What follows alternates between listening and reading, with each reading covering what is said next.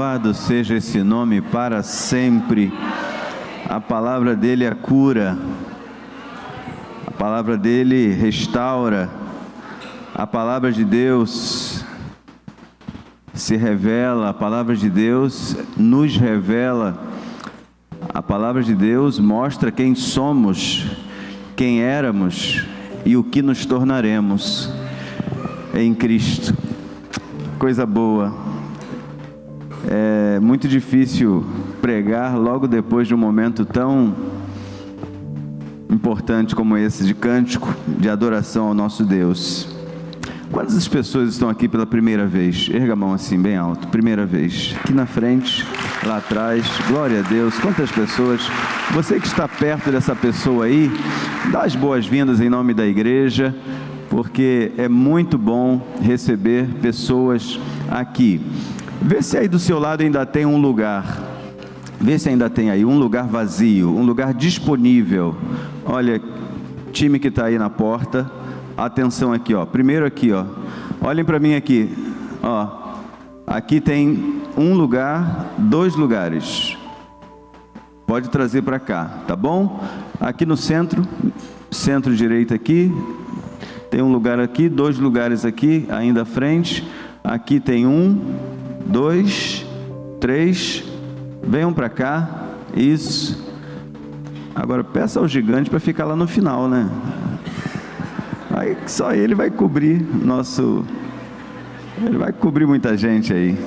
Aqui, ó, tem um lugar também aqui, para que ninguém fique lá fora, ninguém fique à porta.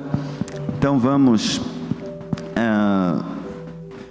a palavra desta manhã, mas antes, dia 22 é o aniversário da nossa igreja, na verdade dia 19, mas nós teremos um culto normal aqui no dia 19, antecipando da quinta para quarta, porque quinta é feriado, mas no dia 22 estaremos lá em Betel, das 15 até as 18 horas, para uma grande festa, uma grande celebração. Cada célula, cada ministério, cada membro da igreja levando um salgadinho diet, porque o seu pastor não pode mais encarar aquilo que ele encarou durante 9 anos. Então todo mundo vai levar alguma coisa diet, light, tudo sem açúcar. Amém, irmãos? Quem está comigo aí? Deixa eu ver aí, quem está comigo aí? Olha aí, oh, glória a Deus, bastante gente, graças a Deus. Então, dia 22, das 15 até as 18, nós estaremos lá em Betel. Você, quem aqui é membro da igreja e ainda não foi lá em Betel? Pode levantar a mão assim, sem vergonha nenhuma. Isso. Então, que ótimo. Dia 22 é o dia que você vai pisar em Canaã. Então, você vai lá nós vamos cantar, o palanque já foi alugado, o som já foi alugado, e vocês vão socar o barro. Aleluia! Vão socar o barro, porque a gente deve passar o rolo, né, no galpão todo, já tem bastante barro lá, vai passar o rolo, mas você vai estar num lugar coberto e preparado para louvarmos e adorarmos o nosso Deus. Amém, queridos? Então fiquem atentos aí, dia 22, das 15 às 18, nosso aniversário lá em Betel. Estamos no mês de aniversário da nossa igreja, e você é instado conosco a pensarmos sobre o texto bíblico por ele próprio. São os sermões expositivos. Nós geralmente pregamos aqui sermões temáticos, tem fundamento bíblico, mas a gente parte do tema para a palavra, e o sermão expositivo parte da palavra para a realidade atual, com lições práticas para os nossos dias. Então você vai ver aí uma diferença grande aí no mês de novembro, porque nós temos uma história para celebrar, olhando para o futuro. Amém, queridos? Olhando para o futuro. Tudo que aconteceu nesses 109 anos foi fruto da graça, da bondade, da misericórdia, todo o avanço, todos os 32, se eu não me engano, 32 pastores que vieram antes de mim. Tudo o que Deus fez ao longo do tempo, Ele quer fazer muito mais daqui para frente. Amém? Nós vamos celebrar o passado, mas olhando para o o futuro, porque é lá que Deus está. Quero então dizer para vocês que vamos falar sobre Isaías, preparando o nosso coração para dezembro, que é o mês em que celebramos o Natal. Isaías, o profeta, é a série que vamos estudar aos domingos pela manhã. Então, hoje eu falarei sobre Isaías capítulo 1 ao 6, são 6 capítulos, então prepare. Quem trouxe aí a marmita? Trouxe marmita, que são 6 capítulos, não é? Próximo domingo, o pastor Davi Cordeiro, Isaías capítulo 7 ao 12, depois eu volto de 13 a 18 no outro domingo, depois o pastor Jorge Alexandre, é heresia pura, Isaías 19 a 24, depois o pastor Vinícius Leite vai falar do capítulo 25 ao 30, é lógico que são 66 capítulos, nós não vamos vencê-lo esse ano, mas no próximo ano certamente voltaremos a Isaías, o profeta messiânico. E vamos então ao contexto histórico, geográfico, político e espiritual de Isaías do capítulo 1 ao 6. Primeiro da sua localização e cenário geral. Os acontecimentos estão acontecendo literalmente no reino de Judá. A capital era Jerusalém. O rei Davi conquistou a cidade de Jebus, capital do reino dos Jebuseus, também conhecida como Sião, e ali tornou-se a cidade de Davi. A cidade de Davi foi separada por Deus, e aquele lugar onde foi construído o templo era o lugar de adoração. Começaram bem, mas por causa do pecado, desviaram-se e foram levados para o cativeiro. E às vezes na nossa vida acontece exatamente o mesmo, embora sejamos separados por Deus, templo de Deus, de vez em quando a gente dá uma desviada. Eu não vou perguntar aqui quem se desviou do caminho, não, porque se você está aqui é porque você voltou, amém? Mas de vez em quando a gente dá uma passeada, a gente dá uma caminhada para fora, e então lá na escravidão a gente se arrepende e volta para o caminho do Senhor, e a gente volta a desfrutar da graça, da misericórdia, da bondade do Senhor. Judá fica ao sul, por isso é o reino do sul, e Israel ao norte, o reino do norte. Era uma região montanhosa, com destaque para o Monte Sião, onde ficava o templo de Jerusalém, centro israelita da adoração a Deus. Vocês se lembram quando aquela mulher disse para Jesus: vocês dizem que é aqui em Jerusalém, nós falamos lá que é no Monte Gerezim, aonde é o lugar de adoração? E eu pergunto nesta manhã, aonde é o lugar de adoração, irmãos? Aonde é o lugar de adoração? Onde você estiver, é lugar para adorar ao Senhor.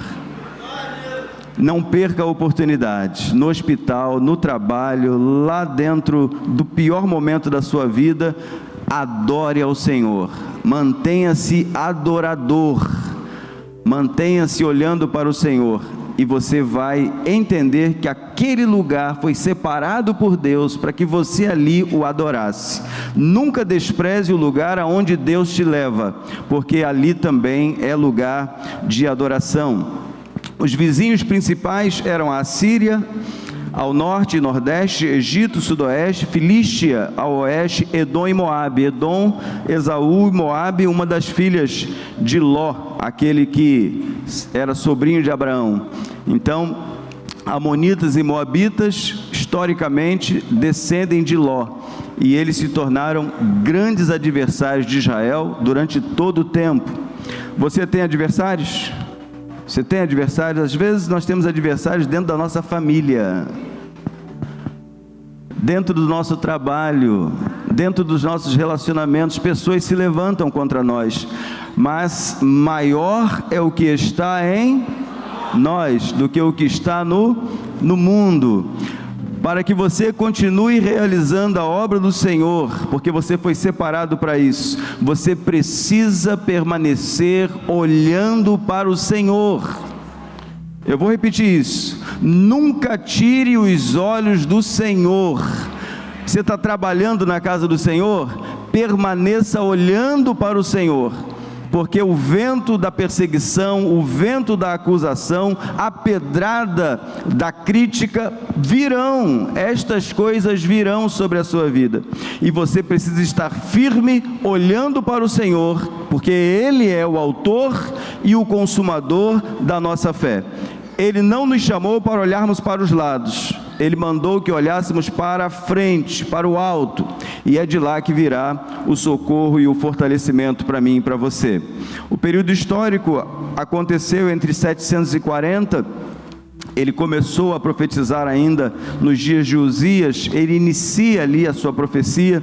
Você sabe que Uzias foi um grande rei, mas ele acabou achando que tudo o que ele havia conquistado, tudo que Deus havia concedido a ele, ao reino, ele era o principal arquiteto, ele era o principal planejador, e ele achou que ele estava acima das diretrizes de Deus para a adoração, e ele quer entrar aonde Deus não mandou ele entrar.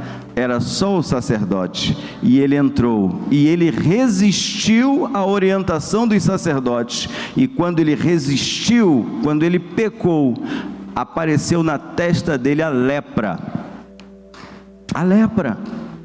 e ele, quando percebeu-se leproso, ele saiu.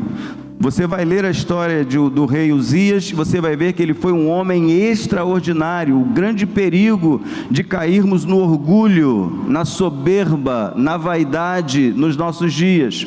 Uzias foi um homem extraordinário, mas ele ficou leproso, porque por dentro seu coração se tornou tão leproso quanto a sua pele.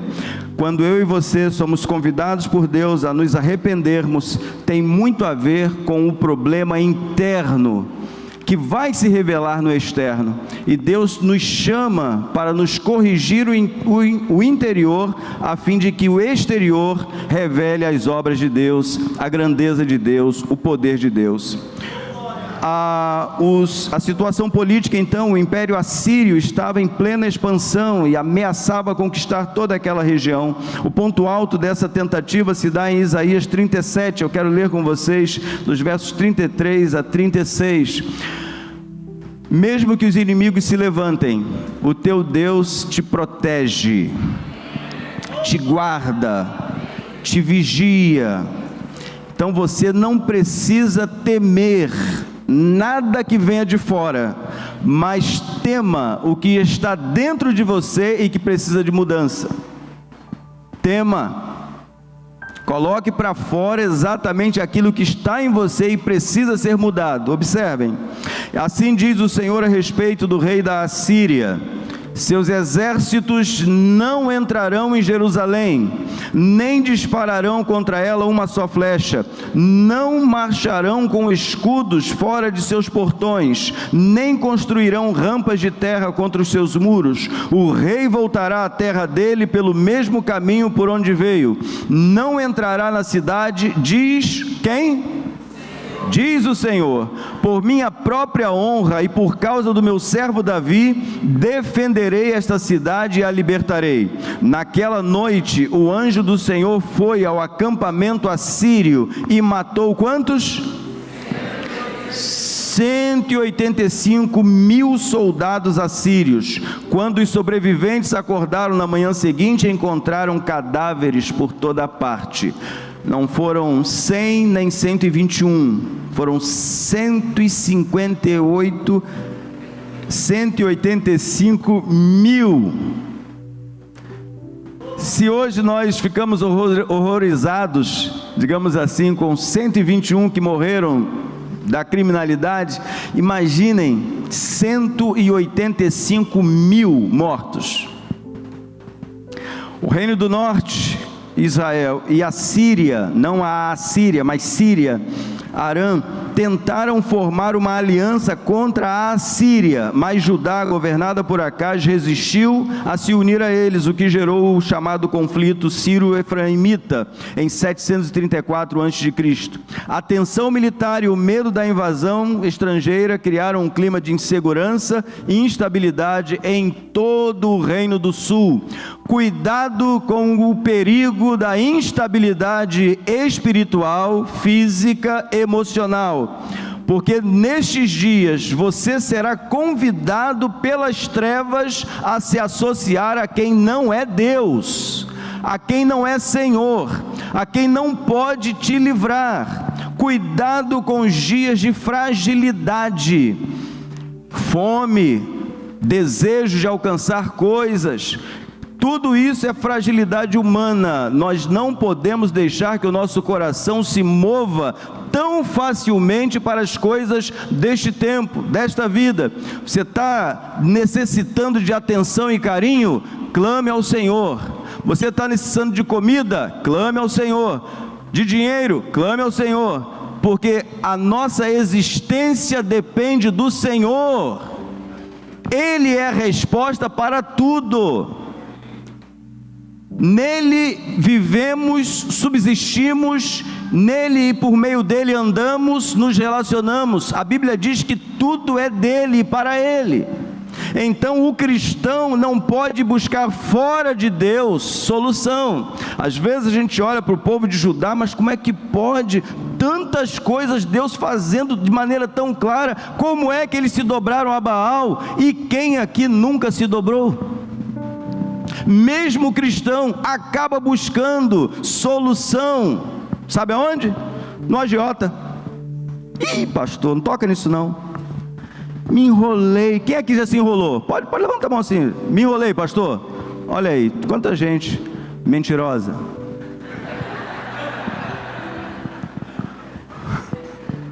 Me enrolei. Eu tropecei. Eu acreditei. Eu imaginei, tire esse eu daí, coloque Deus como dependência total, o socorro dele virá, o socorro dele vem, chega na hora certa, no dia certo, não atrasa. Não corra para Baal, não corra para Aserá, não corra para os deuses que não são e jamais serão. A resposta minha e sua vem do Senhor, que fez os céus e a terra. Ele domina todas as coisas. Às vezes a gente coloca confiança nas pessoas. Eu conheço A, B, C e D, já passei por essa aí. Aí Deus vai lá e fecha todas as portas. Fecha ou não fecha? Aí você fala assim: meu Deus, está dando tudo errado, eu pensei que ia ser fácil. Queridos, nada e nenhuma conquista que vem de cima para baixo, de Deus para você, será fácil, simples. Você precisa abrir mão de alguma coisa. Você precisa deixar alguma coisa para experimentar a boa, perfeita e agradável vontade de Deus. Não busque atalhos. Não busque atalhos. O elevador está interditado. Amém? Vá de escadas. Fala para o teu vizinho aí, vá de escadas. Degrau por degrau. O elevador está escangalhado, está em manutenção. Não passe à frente. Qual era a situação interna? Apesar da grande prosperidade econômica sob Uzias e Jotão, havia grande o quê? Corrupção, injustiça social e idolatria. Muito dinheiro. Uzias elevou o status de Judá lá para cima, era um reinado forte financeiramente, havia muita prosperidade, mas também acabaram vivendo um tempo de grande corrupção, injustiça social e idolatria. As elites oprimiam os pobres, e a religião se tornara ritualista, sem pureza moral. Isaías denuncia esse contraste: o culto formal no templo, mas corações distantes de Deus. Deus disse para Isaías: Isaías, esse povo aí me louva com os seus lábios, mas o coração está distante. Deus quer que o seu coração esteja com você aqui agora. Deus quer que o seu coração dependa, creia, viva para a glória dele. Ame como ele amou, cuide como ele cuidou, seja misericordioso como ele é. Ele quer o seu coração. Em Provérbios está escrito assim: filho meu, dá-me o teu coração, porque é do coração que partem todas as saídas da vida. É do coração, e nós precisamos cuidar do nosso coração. Então, Os capítulos de 1 a 6 situam principalmente nos reinados de Uzias e Jotão, e parte no de Acais e também de Ezequias. Deus denuncia os pecados do seu povo antes de trazer juízo sobre as nações. Lá no Novo Testamento você vai estudar e você vai ver que o juízo de Deus virá primeiro à casa dele. Porque o mundo já está julgado, queridos. O mundo jaz no maligno. O mundo já está julgado. E ele vem para separar as ovelhas dos bodes. Pedro vai dizer assim: e se começa pela casa do Senhor, que cristãos, que pessoas nós devemos ser para a vinda do Senhor, quando Ele vai destruir todas as coisas. Então eu e você, conquanto reconheçamos que somos pecadores, falhos, mas nós somos salvos pela graça de Cristo.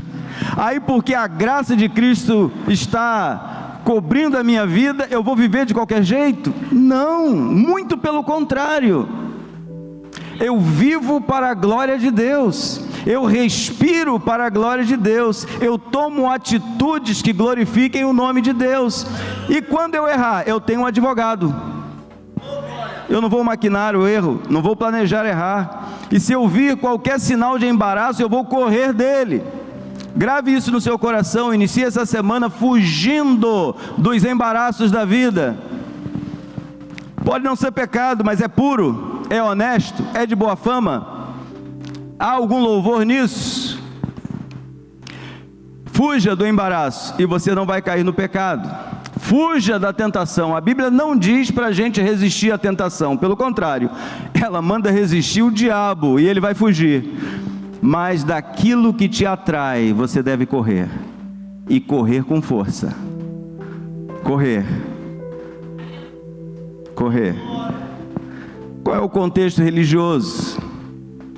O templo de Jerusalém ainda era o centro do culto a Yahvé. Contudo, o povo misturava essa adoração com práticas pagãs, culto a Baal, a Aserá e outros deuses.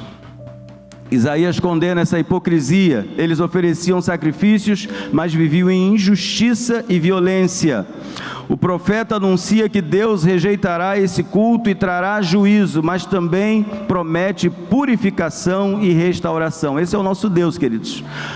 Ao mesmo tempo que Ele aponta o meu e o seu pecado, o nosso erro, Ele quer que a gente volte o nosso coração para Ele novamente, arrependidos. Porque sem arrependimento você não vai chegar a lugar nenhum. Com arrogância, com soberba, dizendo eu sei, eu vou dominar isso, eu vou fazer do meu jeito. Não. É para se render completamente. E você vai experimentar da parte de Deus aquilo que você precisa para seguir na sua jornada, caminhar firme. Capítulo 6 marca o início formal da missão profética de Isaías. No ano da morte do rei Uzias, ele viu o céu aberto, Filho do homem assentado. Ele viu serafins voando, dizendo: Santo, Santo, Santo é o Senhor. Essa manhã, enquanto vocês cantavam, Cíntia, aqui, a igreja cantava com vocês, a gente tem que abrir os olhos espirituais para ver os céus abertos também, irmãos. Se nós estivermos aqui integralmente, nós vamos sentir muito mais que um arrepio, mas também um desejo de estar mais próximos do Senhor, um desejo de cumprir mais e mais a vontade dEle, abrindo mão de nós mesmos. O momento de culto, daqui a pouco a gente vai experimentar, por exemplo, a ceia do Senhor. Que momento ímpar! Um momento ímpar na história da igreja é o momento da ceia, o momento de comunhão, o momento em que lembramos o sacrifício de Jesus, sua morte, sua ressurreição, até que Ele venha. Isso é um momento fantástico da igreja.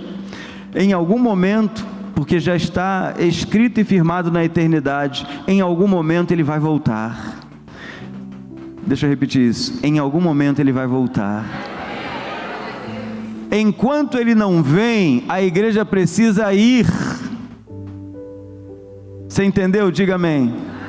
Enquanto Jesus não vem, a igreja precisa ir, como sal, como luz, como vida, como cura, como resposta de Deus para os anseios da sociedade.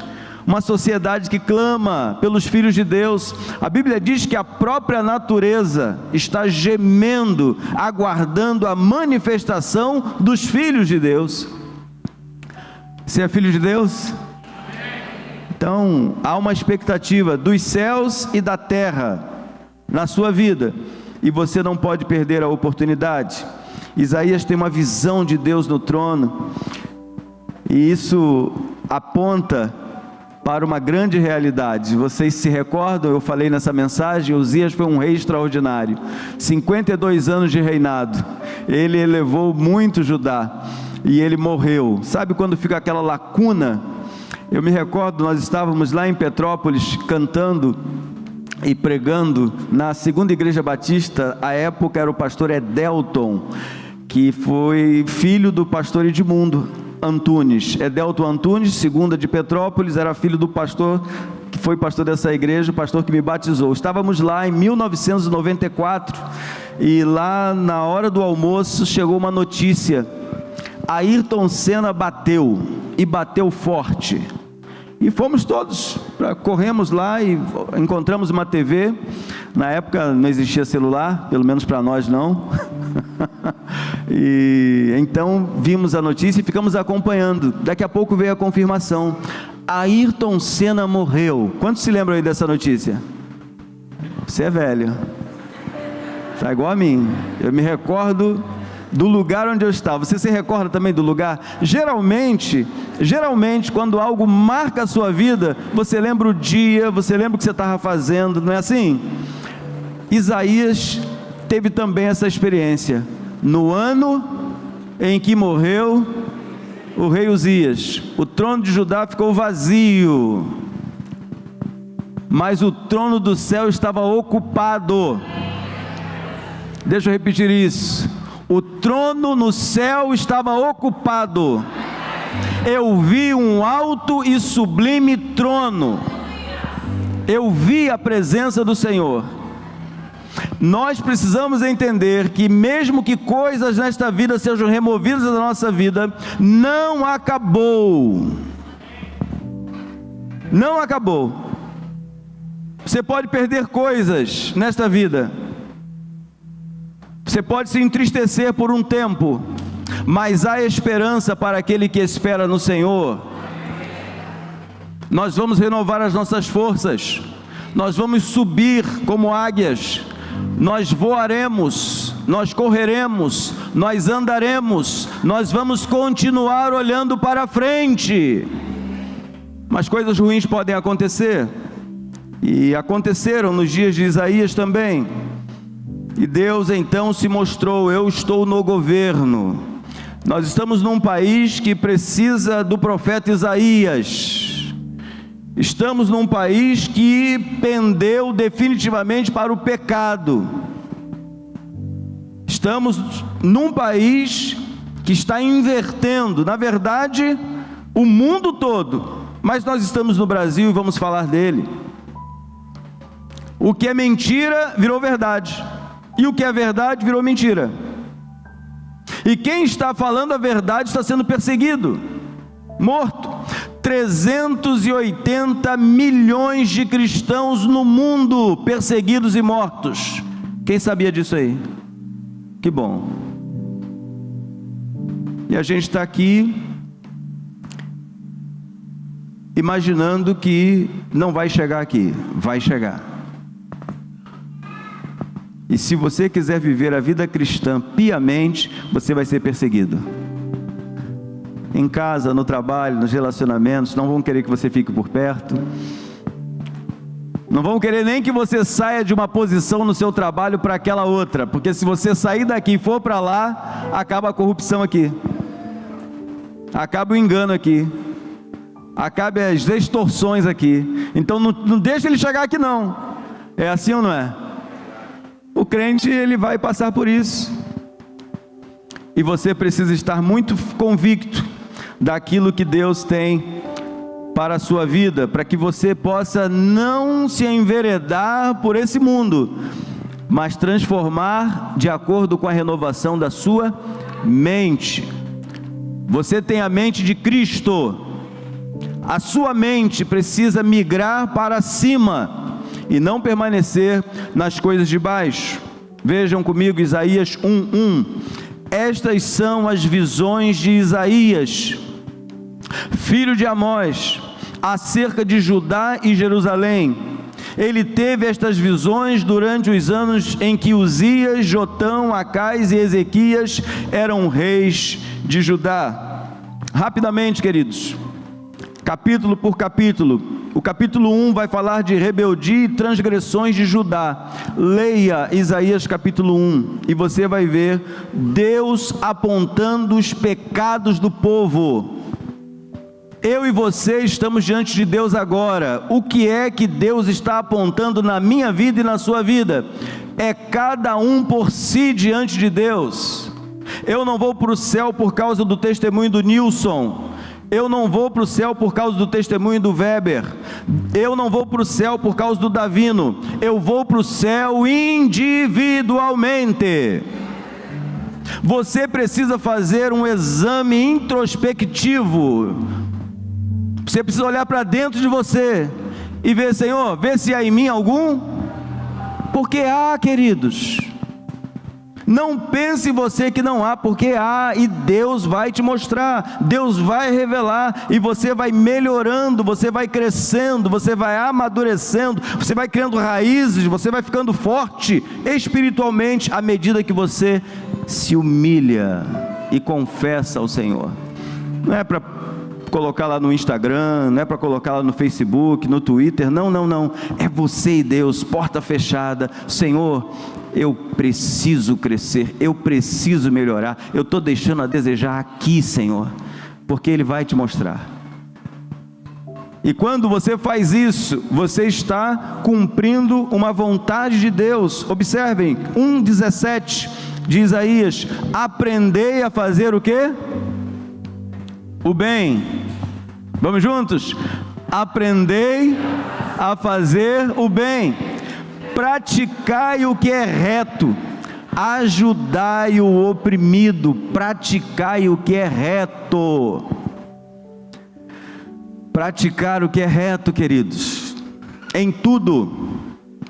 Mesmo diante do pecado, Deus oferece perdão. 1:18: ainda que os vossos pecados sejam como a escarlata, se tornarão brancos como a neve, vermelhos como o carmesim, brancos, porque o sangue de Jesus nos purifica de todo o pecado. É o sangue de Jesus, sangue pelo qual eu e você fomos comprados, resgatados, redimidos, lavados. Estes são aqueles que vieram da grande tribulação, que lavaram as suas vestes no sangue do Cordeiro. Um sangue que purifica, um sangue que perdoa, um sangue que perdoa, um sangue que nos eleva à condição de filhos de Deus, aceitos pelo Senhor. No capítulo 2, nós vemos a humildade do Senhor e o orgulho humano. Em Isaías 3, vemos o julgamento sobre Jerusalém e Judá. Queridos, o mundo já estava julgado. O Egito, a Síria, todos os povos já estavam julgados. Eram idólatras, sacrificavam as crianças no fogo, eles se prostituíam, eles faziam já tudo errado, já estavam errados. Então o juízo veio sobre quem? Judá e Jerusalém. Por isso que lá no Novo Testamento você vai ver que é a igreja que Ele quer que se santifique mais. Se você está aqui dentro, é para continuar se santificando. Você está aqui dentro? Está? É aqui. Porque lá fora já está perdido. Lá fora já está perdido. Ele volta para buscar a sua igreja, ou noiva. Ele vai voltar, e quando Ele voltar, esse mundo já está julgado, porque não creu nele, mas eu e você que cremos, eu e você fomos justificados, estamos livres da condenação, e é por isso que você vai participar da ceia, é por isso que você participa da ceia, é por isso que Deus separou você, é para viver em santidade. Qual é a vontade do Senhor? A vossa santificação, e sem a santificação, ninguém verá a Deus. Ninguém verá a Deus. O capítulo 4 fala do renovo do Senhor. O capítulo 5 foi o que eu achei muito interessante, apesar de no 6 ter o chamado de Isaías, mas o capítulo 5 é muito legal, porque ele fala da vinha, e não sei se próximo mês, ou se em janeiro, quem estiver aqui em janeiro não é que eu vá morrer não, tá, irmãos? Eu espero não morrer, mas geralmente em janeiro a gente sai de férias. Mas nós vamos falar sobre o semeador. A semente é a palavra não tem defeito. A palavra não tem defeito. Quem tem defeito? Por isso que eu tenho que esconder a palavra para não pecar. E essa vinha, vocês vão ler, eu estou deixando vocês curiosos, vocês vão ver ali os ais, não é? Ganância, embriaguez, zombaria de Deus, corrupção, injustiça e arrogância. Tudo isso dentro da igreja de outrora, Judá e Jerusalém. Isso não estava fora. Eles estavam abastados, e com a abastança veio o orgulho. Queridos, o orgulho, a soberba, a vaidade, são pecados capitais, são pecados que vão te conduzir a uma série de atitudes depois, que vão te levar para o fundo do poço. Por isso que eu e você devemos fugir de tudo isso, para que a gente não caia na arrogância, na ganância, na zombaria, na corrupção, na injustiça. O juízo é inevitável para estes. No sexto lugar, no capítulo 6, digo, que aparece a vocação de Isaías. Queridos, a conclusão que eu cheguei dessa parte aqui, é que quando ele ouve assim, olha, santo, santo é o Senhor dos exércitos. Se ele não nos santificasse, nós não teríamos condição nenhuma de estarmos na presença dele. Nós só conseguimos estar na presença dele porque fomos santificados por ele para isso. Se você olhar para o Antigo Testamento, você vai ver que tudo que era separado para adoração, tudo que foi separado era consagrado. Quem se lembra aqui de Nadab e Abiú? Não é Abiú a fruta não, Abiú, com acento no U do final, Abiú, Nadab e Abiú. Quem se lembra da história deles aí? Que bom, tem bastante gente aí que lembra da história de Nadab e Abiú. A Bíblia diz que eles entraram no lugar santo com um fogo estranho. O que aconteceu com eles? Morreram. Já imaginaram se o mesmo acontecesse nos nossos dias?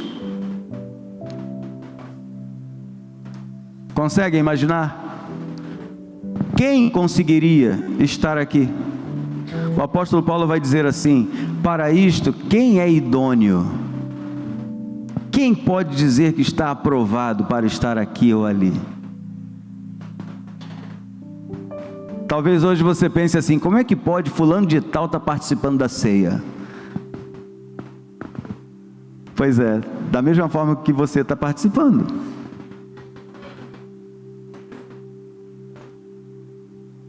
Pare de olhar para o lado e olhe para dentro de você. Às vezes a gente está querendo tirar um cisco no olho do outro e não consegue notar e perceber a trave, a barreira que está no nosso. Por isso ensinamos que quando a gente está numa posição aparentemente mais cômoda, Sabe aquele tempo que você está tão espiritual que você pensa até que nem tem pecado? Sabe, quando você está cômodo, o outro caiu. Quando você entender que você está você pensar que está numa posição boa, cuidado para não cair. Porque para cair basta estar em pé. Mas se você estiver de joelhos, você não cai nunca. Estar de joelhos, humildade. Quem está de joelho, quem cai do lado, ele está próximo para levantar. Jesus não nos mandou matar os irmãos que caem. Ele nos mandou levantar o abatido, o aflito, o caído. Vamos avançar. Depois que Deus nos santifica, vem o chamado de Isaías 6:8. Quem enviarei? Vamos comigo? Quem enviarei? E quem há de ir por nós? Isaías responde: eis-me aqui, envia-me a mim. É isso. Quer dizer isso nessa manhã? Senhor, eis-me aqui, envia-me a mim. Porque quando você sair daqui é que você vai brilhar. Quando você sair por aquelas portas, você vai brilhar no sinal de trânsito. Aleluia. Você não vai avançar. De vez em quando a gente erra, não erra? Ei, Maria Alice? Pai, você não viu que o sinal estava vermelho? Rapaz, passei mesmo. Sabe, a gente quando vai dirigir, a gente tem que parar de pensar nas coisas. Sabia? Quem é que dirige quando vê já chegou em casa? E você pensa assim, meu Deus, capaz, como é que eu já cheguei em casa?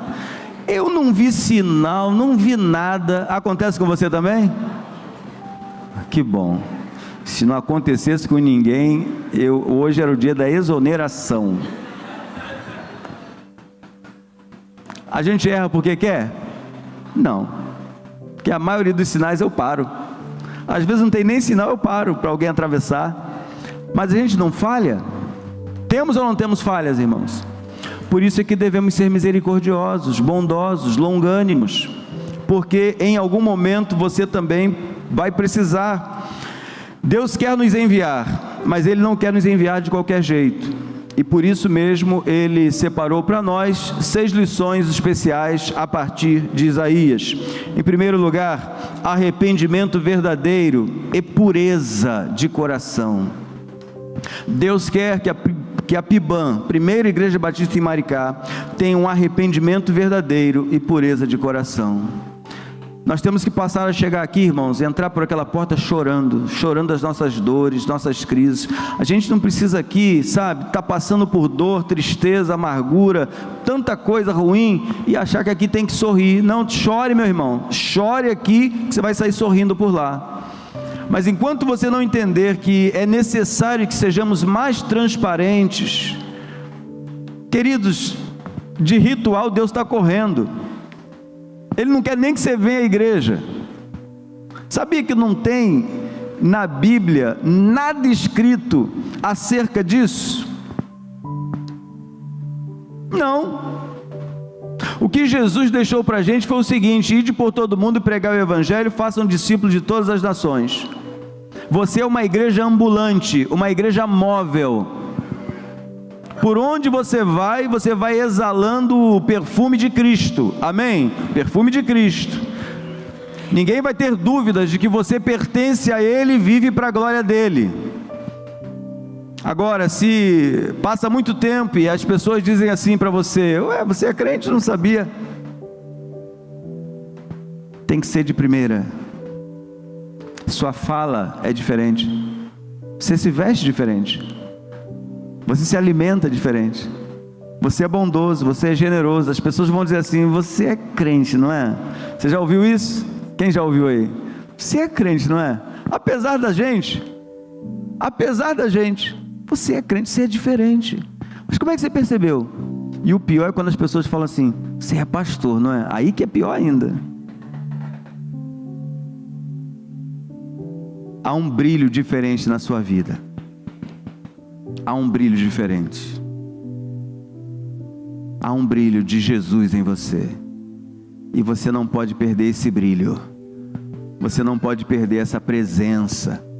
a presença de Jesus vai se revelar por meio da sua vida. Olha que convite lindo no capítulo 1, versos 16 e 17. Lavem-se e limpem-se, removam seus pecados de minha vista e parem de fazer o mal. Aprendam a fazer o bem e busquem a justiça. Ajudem os oprimidos, defendam a causa dos órfãos, lutem pelos direitos das viúvas. Queridos, que centralidade linda da doutrina bíblica, da verdadeira religião. O apóstolo Tiago vai dizer com todas as letras: a religião pura e imaculada é abençoar os órfãos e cuidar das viúvas. Essa deveria ser a mensagem de todas as igrejas, e não a riqueza, e não a prosperidade, e não a cura. Todas essas coisas são importantes. É bom, eu conheço pessoas ricas, deve ser muito bom ser rico, deve ser bom, mas o maior índice de suicídio está exatamente entre as classes lá de cima. O pobre vai se arrastando, e você pergunta: você quer se matar? Não, eu quero viver. E como é que o rico tira a vida? Sabem por quê, queridos? O único que é capaz de preencher você completamente é o Senhor, não é a riqueza. Então limpem-se. Senhor, transforma minha mente e meu coração. Capítulo 2. O que Deus espera da sua igreja hoje? Que ela vença o seu orgulho. É um perigo enorme para mim e para você deixarmos que o orgulho entre no nosso coração, porque estamos numa posição boa, quem sabe, imaginando, não é? Estamos numa posição boa. Isaías 2, 11 e 12, o orgulho humano será rebaixado, a arrogância humana será humilhada, somente o Senhor será exaltado naquele dia de julgamento, pois o Senhor dos exércitos tem um dia de acerto de contas. Ele castigará os orgulhosos e os poderosos, e derrubará tudo que se exalta. Tudo. Então Deus espera que a igreja vença. Deus estabelecerá seu reino de paz e de justiça, e toda altivez humana será abatida. A verdadeira sabedoria é buscar o Senhor e andar em humildade, não confiar em riquezas, poder ou ídolos. O que Deus espera da sua igreja hoje é que ela saiba que há consequências para toda injustiça e corrupção. Há uma consequência. Eu não preciso usar as minhas redes sociais para denunciar o que está a olhos vistos a todos, porque eu, como igreja, reconheço, eu sei pela palavra de Deus, que há consequências guardadas por Deus na eternidade para toda injustiça, toda mentira, todo adultério, toda prostituição. Tudo que é errado nesse mundo já tem um lugar reservado para eles, porque vai ser jogado no lago de fogo e enxofre, que não se apaga, e vai ser por toda a vida. Então, o que Jesus me mandou fazer é levar as boas novas, pregar o Evangelho e pedir a Deus que muitos se arrependam e voltem-se para Ele, para receberem tempos de paz, de alegria e de harmonia. Liderança justa e temor de Deus são essenciais para o bem-estar de um povo. Tudo que o homem semeia, ele colherá. Sem nenhuma dúvida, quem está recebendo a direção precisa, exata do Senhor, não errará o caminho, mas aquele que não lhe dá ouvidos receberá o justo salário. Vejam comigo Isaías 3, 8 a 11.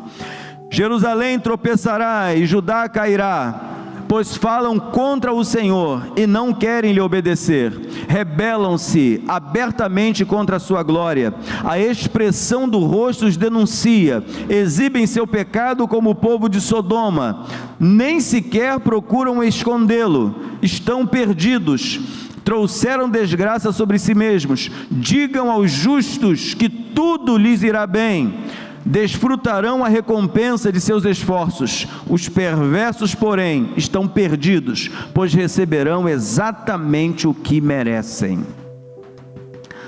O que Deus espera de sua igreja hoje? Em quarto lugar, que há uma promessa de restauração e santidade. A igreja precisa saber que em Deus há uma promessa de restauração e de santidade.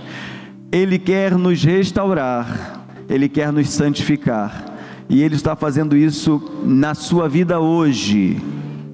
Ele está fazendo isso hoje, na sua vida. Se você der ouvidos e atender à voz do Senhor, e buscar ao Senhor de todo o seu coração, você vai receber dele uma visitação sobrenatural hoje. Não é amanhã não, é hoje. Hoje, se ouvirdes a sua voz, não endureçais o vosso coração. O problema é que às vezes nós estamos dormentes. Às vezes nós estamos vindo à casa do Senhor no domingo por um ritual. É o dia de ir à casa de Deus, mas não é dia de buscar ao Senhor de todo o coração, buscá-lo com a intensidade que Ele merece. Às vezes nós estamos aqui já preocupados com aquele estrogonofe que sobrou de ontem, que você vai vê-lo novamente no almoço de hoje.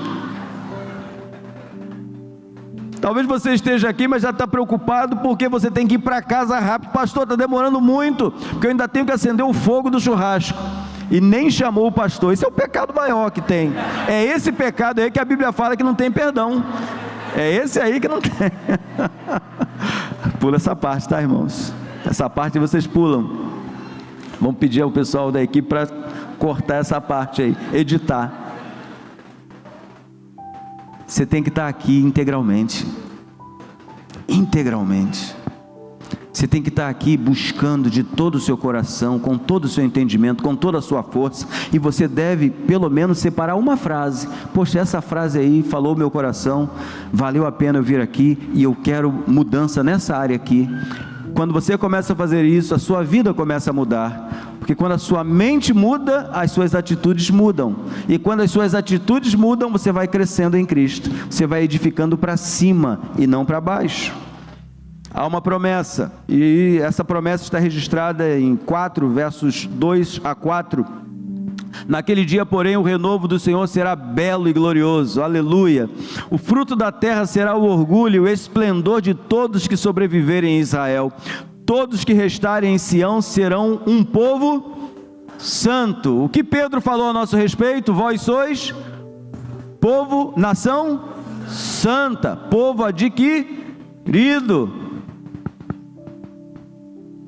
sacerdócio real, nação santa. Eu e você somos esse povo. Eu e você conseguimos deixar a cama todos os domingos, pensando na casa do Senhor, no que vamos cantar, no que vamos pregar, no que vamos projetar, na foto que vamos tirar no estacionamento. E por falar em estacionamento, precisamos de voluntários para o estacionamento. Precisamos de mais voluntários lá no estacionamento. É muito trabalho para o povo. O pessoal do estacionamento está dando glória a Deus aí, ó. Você não pode ficar de fora. Deus quer usar você, recebendo as pessoas, dizendo para elas o melhor lugar. Você vai ser tão bem tratado no estacionamento. Olha, você vai ser tão reconhecido lá. Weber rindo. Não é assim, né, Weber? Você acredita que tem gente que entra com o carro, quase atropela o membro da igreja que está servindo lá? Misericórdia, Senhor. Então, olha, eu e você que temos carro, ao chegarmos ali, meus irmãos, graça e paz, ou a paz do Senhor. Que bom que você está aqui com esse portão aberto. Você sabia que a gente não fala assim, ó, portão, abra-se. Não, tem um irmão que vai lá e abre. Tem um irmão que vai lá e escancara o portão, e ele está ali com a placa: bem-vindo ao estacionamento da Piban, exclusivo. Então, se até hoje você não deu um bom dia a quem está ali, o Senhor está te chamando a arrependimento hoje. Você vai ser ricamente abençoado. Reconheça ali. Amém? Então vejam lá, tu é um povo santo, você é povo santo. Aqueles que permanecerem em Jerusalém, que estiverem registrados entre os vivos, o Senhor lavará a imundície da bela Sião. Não é o pastor, não é o diácono, não é o líder de célula, Ele lavou as nossas iniquidades. O castigo que nos traz a paz estava sobre ele. Pelas suas pisaduras nós fomos sarados. Ele já fez tudo. Se você tem que servir chorando, chore e continue servindo. Não pare de servir, porque ele não parou de servir. Por causa das agressões, das mentiras, dos enganos, ele não parou. Não pare também, continue. Vá avançando, vai distribuindo misericórdia, graça, favor, e vai trabalhando. Vai fazendo. Porque ele, por meio da sua vida, ele vai lavar muita gente. Ele vai remover, ele removerá de Jerusalém as manchas de sangue, com o quente sopro de julgamento abrasador. Queridos, Jesus, antes de mandar o Espírito Santo vir, que veio em Atos capítulo 2 ao registro, mas a Bíblia diz que ele olhou para os discípulos e soprou sobre eles o Espírito Santo e disse: recebei o Espírito Santo. Nós que estamos aqui nessa manhã, recebemos o Espírito Santo. Amém, queridos? É este selo maravilhoso, este selo, o selo do Espírito Santo, que nos faz ter comunhão uns com os outros.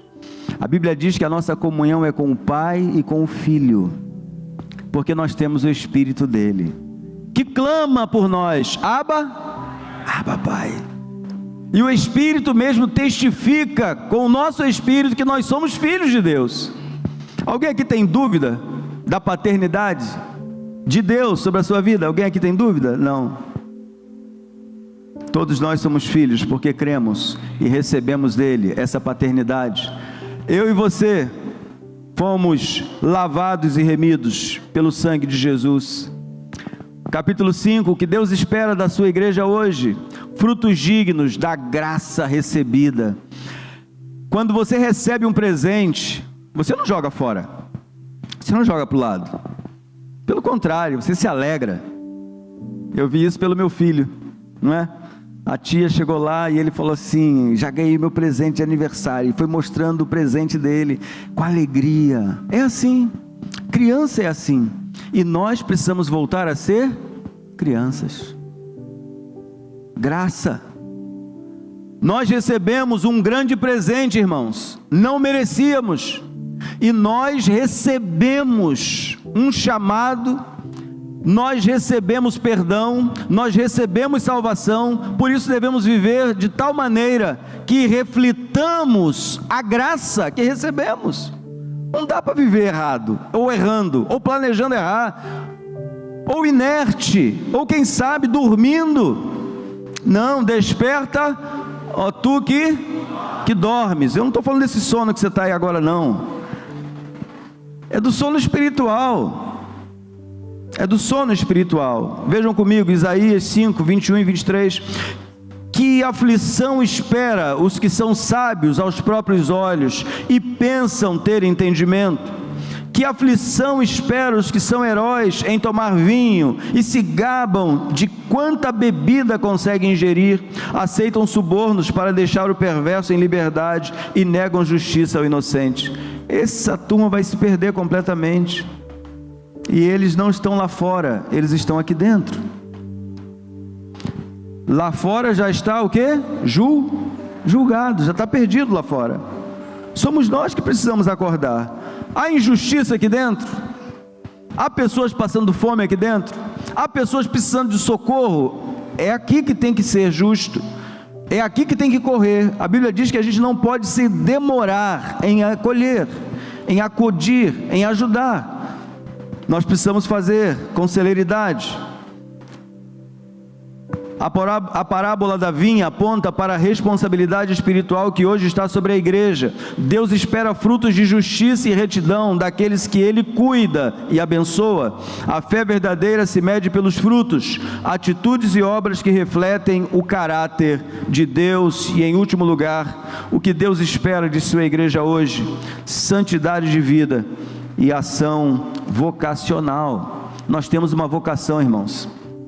Ele não nos chamou apenas para nos limpar, Ele não chamou-nos apenas para nos perdoar, Ele não nos chamou apenas para vivermos na eternidade com Ele, Ele nos chamou para sermos missionários nesta terra, embaixadores do céu na terra. Ele nos chamou para uma obra maior. Estamos no mês em que vamos completar 109 anos. Eu tenho uma foto do meu pai aqui no gabinete pastoral, e ele está exatamente na pedra fundamental dessa construção. Ele estava lá. E de vez em quando, entre uma meditação, uma leitura, um estudo, eu olho para ele ali. Não é amuleto, não é adoração, mas é recordação, é boa lembrança de que eu não estou começando, alguém já começou. Alguém começou há 109 anos atrás. Alguém viu os nossos dias, alguém sonhou com os nossos dias, alguém pagou o preço por esses dias, porque entendeu esse princípio, que nós não fomos chamados apenas para a salvação, mas para dar continuidade à missão que Jesus começou lá atrás, e que aqueles que começaram esta igreja, tantos pastores passaram por aqui, tantos diáconos, tantos líderes de ministérios, tantas coisas boas essa igreja já fez, e nós estamos hoje colhendo muitos frutos que foram semeados, sementes, esforços, sacrifícios de gente que veio muito antes da gente, e nós estamos aqui hoje maravilhados com o que Deus está fazendo. Ele ainda vai fazer muito mais. Eu quero que amanhã o meu filho veja as fotos, aí ele vai ser mais beneficiado, ele vai ter vídeos, ele vai ter rede social, ele vai ter inteligência artificial. Queridos, a cada avanço da tecnologia, a gente pensa assim: meu Deus, onde é que o mundo vai parar? É muita coisa, irmãos, é muita tecnologia. Quem é que gosta de tecnologia? Gosta? Não estou falando se você domina, estou perguntando se você gosta.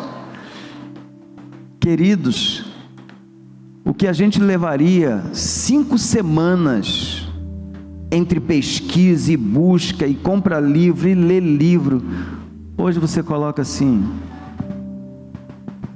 qual foi o último pecado que eu cometi? Ele vai dizer tudinho. É assustador. O negócio está num ritmo, queridos. Vai lá e coloca assim, ó: qual foi o último pecado que eu pratiquei? Ele vai te dizer. Aí você tem que apagar rápido, porque vai que alguém leia, né? Veja. Um dia nós assistíamos os Jacksons. Fez sentido para você? Fez sentido? Os Jacksons? Levanta a mão. Se fez sentido para...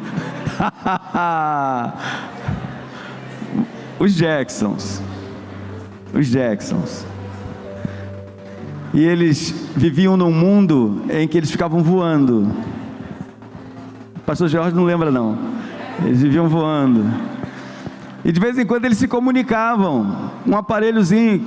Eles tinham um aparelho, que hoje a gente sabe que é um celular, mas eles tinham um aparelho lá, eles conversavam. E eu perguntava para mim mesmo: meu Deus, isso aí nunca vai acontecer. Isso aí nunca vai acontecer. Você pensava assim também? Isso aí é desenho, isso nunca vai acontecer. E hoje você está aqui falando com quem está na Austrália, como se ela estivesse do seu lado. Não se assuste, não se assuste, não se assuste. Um dia você vai conversar com a pessoa na sua frente, sem que a pessoa esteja ali. Sabe por quê? Porque a Bíblia diz que a ciência vai se multiplicar. Nós não sabemos aonde vai parar. Nós não sabemos. Nós só sabemos que o nosso céu já está reservado. Nós só sabemos que já passamos da morte para a vida. Nós sabemos que temos uma missão. O chamado de Isaías diante da glória de Deus, o encontro com a santidade divina, revela nosso pecado, mas também nos purifica e comissiona. Antes de servir a Deus, precisamos ser transformados por Ele. Quem experimenta sua graça responde com obediência: eis-me aqui, envia-me. A história de Isaías é semelhante à nossa: sejamos santos como é o nosso Senhor. E na próxima semana, pastor Davi vai dar sequência aí nos próximos 6 capítulos. Viu aí, né, pastor? É possível pregar 6 capítulos numa mensagem só. Mas eu quero te convidar, tá, meu irmão, a ler. Leia essa semana. Amanhã você vai ler o capítulo 1. Quem está comigo aí? Isaías, capítulo 1, segunda. Isaías, capítulo 2, terça. E assim sucessivamente até o 6º. Vamos juntos? Quem está comigo aí? Todo mundo? Amém? Vamos ler, queridos? E você vai ver aí o que nós acabamos de ensinar, e você vai colocar em prática para a glória de Deus. Amém?